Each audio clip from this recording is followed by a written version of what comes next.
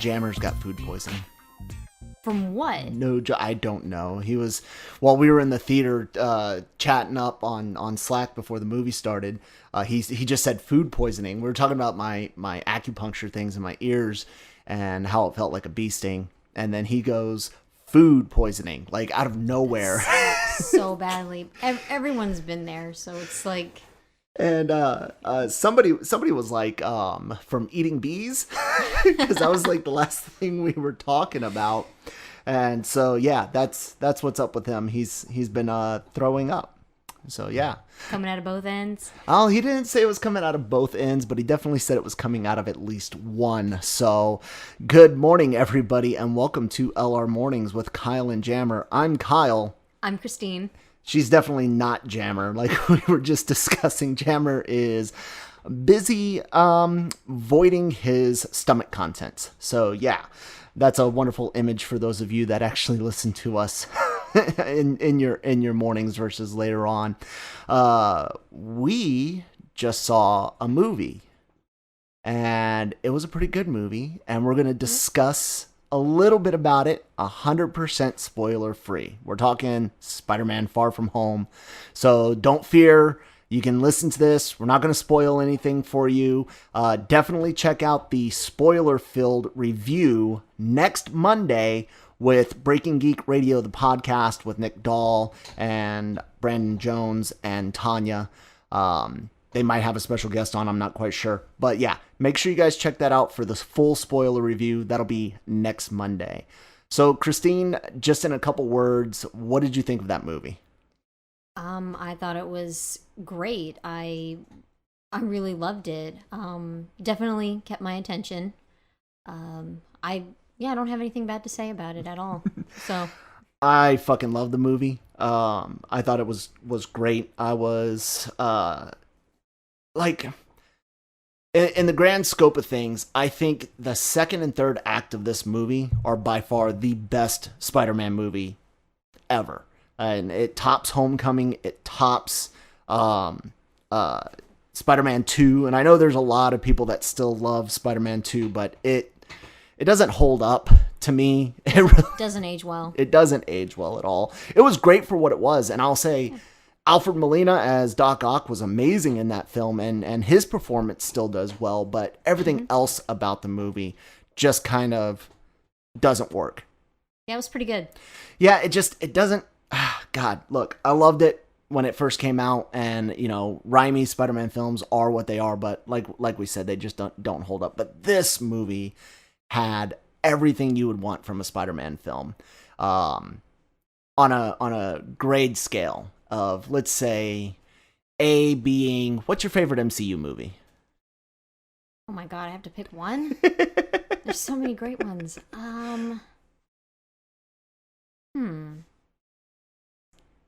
I'll probably go with Winter Soldier. Okay, so on a scale of Iron Man 2 to Winter Soldier, Winter Soldier being a 10 and Iron Man 2 being, let's face it, a 5, because even the worst MCU movie is still pretty damn good. So, what would you rate Spider-Man Far From Home on a scale of 1 to 10 if 10 is Winter Soldier? I'd probably give it maybe like a 9.5, 9.7. Because I mean, you know, we've seen so much, and you know, there's like with this movie, you know, it gets up on the feels of where we left off with Endgame. With Endgame, yeah, yep. Thank you. And so you know, you get a little bit of you know, the feels. You get a lot of action. It's a beautiful looking film. Yeah. And so it's really high up there, and I'm still kind of processing it, and you know, just like, oh wow, yeah, I remember that. It's so cool. Definitely. I would also give the film a solid 9.5. It is damn near perfect. The first act was a little slow. Yeah, but they got you with, like I said, the feels. They do. But that second and third act, ladies and gentlemen, I'm telling you now, you're make sure if you're going to use the bathroom, you should almost treat this like Endgame. I made the mistake of having a soda and had to pick areas that I kind of recognized from the trailers. And some of the scenes, one of the times that I went to the bathroom is the scene that they actually put released it as a TV spot or like an extended spot or whatever, where Mysterio's like hanging out with Spider-Man, talking to him on that balcony. Mysterio's in costume, but Spider-Man's like in the black suit or something like that. I knew I could go out to the bathroom during that scene because I'd seen it on the internet already. You did a lot of mental planning there. Just to hydrate yourself. Yeah, that's just how you're supposed to do it. Dehydrate yourself. But it was like you said, they did such a great job with the feelings, and not just the stuff that happened from Endgame. I mean, yeah, Tony Stark's all over this movie, but they really make you feel for Peter himself and Quentin Beck, Jake Gyllenhaal. I never know how to pronounce that poor dude's name. I don't know either. But his performance as Quentin Beck, Mysterio, is phenomenal. Who do you... no, that would be a spoiler. I was going to ask you a question in relation to another one of the movies, but that would be a spoiler, so let's not do that. How'd you like the new Spider-Man suit? That's something that's not a spoiler. Yeah, you like the color really scheme? Good. Yeah, and I don't want to say too much about it, but yeah, it was really nice looking. I like the way he has it made. That was nice. That was very cool. There's a lot of stuff here that some people might think it's too much connected to Iron Man, but it all makes sense, ladies and gentlemen. Like maybe like trying to shift into more of him, but you want to build all of that to it. You can almost see this as the transition movie. And when you get to the end credit scene, so ladies and gentlemen, this is traditional Marvel. There's a mid-credit scene, which is an absolute must-see. The end credit scene, I think, is a must-see as well, but you have to stay through the mid-credit scene. It's basically the end of the movie, so make sure you guys stay in your seats for that one, and I highly suggest you stay till the very, very end of the credits. It was a little different. They actually almost looked, I thought the movie was going to go off. I thought there was no end credit scene, because like the Pascal Pictures Productions or whatever the fuck comes up, but anyways, stay until the lights come on. It's great. There's 2 after credit scenes. I think we got one of the best Spider-Man fights ever. When things finally click for him, and it's like that last battle, that is the most comic booky Spider-Man fight I've seen in a long time. It's wonderful, ladies and gentlemen. Any standout kids in this one? Did you find any, besides of course Peter, Ned, and MJ? Did any of the kids stand out to you? Of course, it was just like the ones before. You get to see Betty and Flash. Yeah, Flash, and so Flash was a little underutilized in this one. I felt like they could have done more with him. More. Yeah, because it is hilarious the relationship with Peter that he has. Yeah, and he's in love with Spider-Man. Yeah, so that was funny. It's got a lot of heart, ladies and gentlemen. I highly suggest you guys go and see it as soon as you possibly can. Leave some comments below if you've already seen it. Spoiler free, please. We don't want to spoil the movie. Sorry if you just heard my dog shake. We don't want to spoil the movie for those that haven't seen it yet. But again, make sure you guys check out Breaking Geek Radio, the podcast, on Monday. What day will that be? The 8th, I think? Monday the 8th. Let me look at my calendar. No, that's weekly. Come on, month? Yes, Monday the 8th for a full in-depth review with the trio, or what they call themselves, the Triforce of Geekdom from Breaking Geek Radio, the podcast. So we got a couple things that did come out recently regards to Deadpool and Cable. What do you think about Deadpool movies just in general, Christine?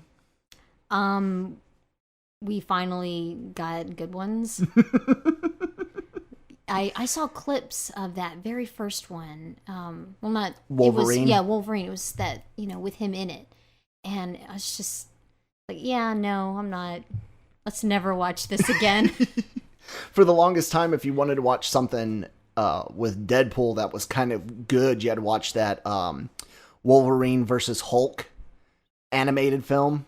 I don't remember that. You don't remember that one? That was really good. I mean, it was PG-13ish, but you know, Wolverine's after the Hulk in Canada, and they get Deadpool's part of it, and Omega Red. It was an animated one, and I think they tied it. It came in with Hulk versus Thor as well. Yeah, I remember that one. Yeah, well, they did one with the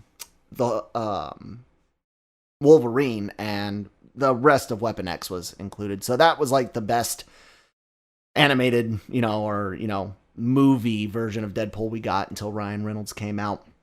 But we've got news recently that, that Marvel is working on figuring Deadpool out because he doesn't quite fit the MCU mold. There's no fourth wall breaking in the MCU. The MCU is very PG-13. Excuse me. And we've discussed before on the website and also on LRMornings, like what we would like to see them do. So I want to ask you this. I think the best way to do Deadpool is to have him just kind of run parallel with the MCU. Like, yes, he kind of exists in it, but the same way that they did him with the X-Men. Like, every now and then you might see a news report about Captain Marvel or Professor Hulk or something like that going on, but he doesn't actually do anything in the main MCU movies. Yeah. What do you think? Or would you take a PG-13 Deadpool to put him in an Avengers film or in a team-up movie with one of the other heroes? What would you like to see done? Maybe like some PG-13 scenes where it's like just a little bit of Deadpool in those movies, but you don't have too much because of who he is. You can't really do that. It would just be too difficult because he is such a interesting character. Yeah. So you don't want to see him be fully integrated, just every now and then kind of has some stuff, but you still want a hard R, rated R Deadpool 3? Yeah. Okay. Definitely. That's the way I think of it too. I think it should kind of run parallel. Now, the man Josh Brolin, Thanos himself, who also plays Cable, was recently asked about the state of the franchise at Ace Comic-Con in Seattle. And this is what he had to say. He said, I don't know, quote, I don't know what's going to happen. I've been calling them like, what's the deal with Cable, man? Seriously, 100% serious. They're figuring it out. It's a big world now. It just got much, much bigger. So who knows? And I guess that kind of comes down to how do you put Deadpool in the MCU? He doesn't fit with what they've done with the rest of the characters. He's very unique. You've got that hard rated R. And me personally, I don't want a PG-13 Deadpool. No, that would be terrible. It's, you'd lose some of that dark humor, the perverted humor, because he is very, very perverted. Yeah. Which is good. It's an adult superhero movie, and I love that. I love that they took it and they ran with it. And at the end of it, they use time travel. For those of you that haven't seen Deadpool 2, you're getting it spoiled. It doesn't matter. Cable, is a time traveler, saves Deadpool's life, and then Deadpool goes back in time himself to save Vanessa and kill baby Hitler, which was great. But there is some more news when it comes to Cable himself. Deadpool creator Rob Liefeld. I fuck up names. I'm so terrible with names. I'm bad at names too. Don't worry about it. He had actually kind of wanted to see Cable get his own movie. Now, I like Cable when he's teamed up with people, especially Deadpool, but he did have a really good run by himself in the towards the end of the early 2000s. End of early 2000s? What the fuck does that supposed to mean? I don't know.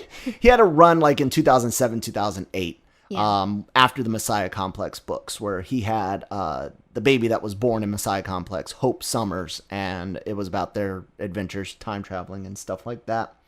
So anyways, Liefeld had this to say about the idea of a Cable movie. He said, quote, watching Josh Brolin bring Cable to life was an obvious thrill, not just for me, but for millions of fans that have followed his debut since New Mutants number 87. Cable is the face of two blockbuster franchises, his own best-selling line over the past 28 years, and the record-shattering X-Force. Talking about Cable in the comic books. I get asked repeatedly about when we will see Josh as Cable again, and my hope is that Marvel Studios will launch one of their favorite sons, Josh, as well as one of their most popular characters into a solo franchise much sooner than later. As a character, Cable has outsold any comic book by Doctor Strange, Ant-Man, Black Widow, the Eternals, even Iron Man. The character has lined the toy aisle for 28 years, non-stop. The character, as part of the Deadpool universe, made it safely across and into the Disney fold. He is a time traveler to boot, ripe for expanded tales of his rich history, and longtime fans are aware of unique opportunities that fulfilling the extent of the role presents. So, he also mentions that he has spoken with Josh Brolin about it, and that Brolin's down with the idea of a solo franchise. Would you see a solo Cable movie? Well, yeah. I mean, can we get a clip of him like doing stuff, going back in time and doing stuff? Because I mean, killing baby Hitler, I'd like to see that. That'd be funny. Like, oh my god, he killed a baby. I think the best way to use Cable, let me say, I think Cable could be a way to help bring in the rest of the mutants. Maybe Cable can be, the idea of the multiverse is out there, right? Spider-Man Far From Home's advertising has put out there the idea of the multiverse. And people had all sorts of theories, is Quentin Beck in Far From Home lying or whatnot? I'm not going to say. But the idea of the multiverse is out there. A lot of people think that's how we can get mutants. But time traveling, we know, sets up alternate dimensions, thanks to Endgame. Yep. So maybe Cable does some time traveling and maybe finds Bishop's future, where mutants are like in internment camps and things like that. I remember that. Yeah, and maybe he's like, hey, there's this better world, come to this other world instead, and that's the main Marvel MCU universe. What do you think about something like that? That'd be cool. I'd love to watch that. How many movies would you want to do with Cable? By himself? Yeah. No more than maybe one. I don't, unless you're going to do like a Messiah complex type thing later on, then he could have a sequel based off of kind of that arc he did. Yeah, I don't think that there'd be too many that you could do. Yeah, not by himself. He works so well when he's paired with somebody that's completely ridiculous, like Spider-Man or Deadpool or, somebody that's the antithesis of his personality. Yeah. I wonder if it's going to be weird seeing Josh Brolin as Cable in the MCU after seeing him as Thanos. What do you think? Get used to it? Well, I mean, because they had a lot of, with the makeup and, all the things added to the face. No, because Thanos has such a different look, so seeing his face, I mean, you can tell who it is, but it's not like too much because, Cable had come out first, and some people have already seen it. Well, so. Cable, Deadpool 2 came out before. The Cable character is what I mean. No. Thanos was created before Cable. Yeah, but how am I trying to say this? That we saw Brolin as Thanos first before we saw him as Cable? Is that what you're trying to say? Because we did. Guardians 1. But it was just like a little bit. Yeah. And it's so easy to. They kept changing his look. There's like. Yeah, so. You have the original gentleman. Last name is Portier. I can't remember his first name. That was Thanos at the end of Avengers, just turning and looking. And then they got Josh Brolin. Heavily CGI'd. His shade of purple's been different between Guardians 1. What we see in the end of Age of Ultron with fine, I'll do it myself. And then, of course, Infinity War and Endgame, they finally got the look of Thanos that they wanted. I'm down with Cable. My biggest fear is Marvel overextending themselves. They've said that they're going to take time to get the Fantastic Four and the X-Men into the MCU. I think Feige said they're not even looking to begin any type of pre-production stuff until like 2021.